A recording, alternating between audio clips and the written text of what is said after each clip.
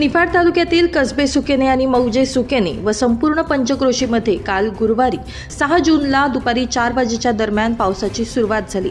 हळूहळू पावसानं रौद्ररूप धारण केलं। जोरदार वादळी वाऱ्यासह विजेच्या कडकडाटासह जोरदार ढगफुटी सदृश्य पाऊस पडू लागला। तब्बल 1 ते 1.5 तास झालेल्या या पावसामुळे संपूर्ण जनजीवन विस्कळीत झालं असून शेतकऱ्यांचं मोठं नुकसान झालंय।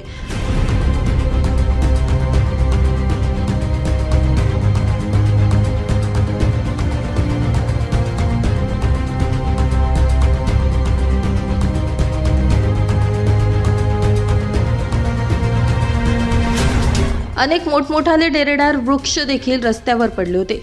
ओझर ते कसबे सुकेने हा रस्ता तब्बल 4 ते 5 तास वाहतूक संपूर्णपणे बंद होती। तसेच कोकणगाव रस्त्यावर सुद्धा मोठ्या प्रमाणात पाणी होतं। या अगोदरच मे महिन्यात 15 दिवस जोरदार पावसानं शेतकऱ्यांचे प्रचंड हाल केले होते। त्यातच हा कालचा पाऊस म्हणजे गेल्या 50 ते 60 वर्षांमध्ये असा पाऊस झाला नाही असे जुने जाणकार सांगतात। पावसामुळे शेतकऱ्यांमध्ये प्रचंड भीतीचं वातावरण असून निसर्ग कोपला की काय असं जणू कसबे सुकेने पंचक्रोशीतील नागरिकांना वाटत होतं।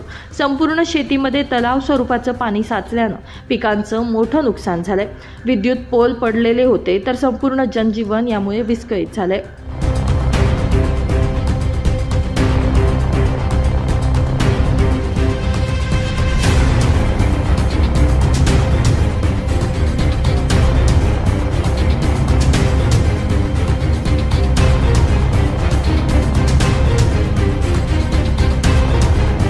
ब्युरो रिपोर्ट, नाशिक माझा न्यूज, नाशिक।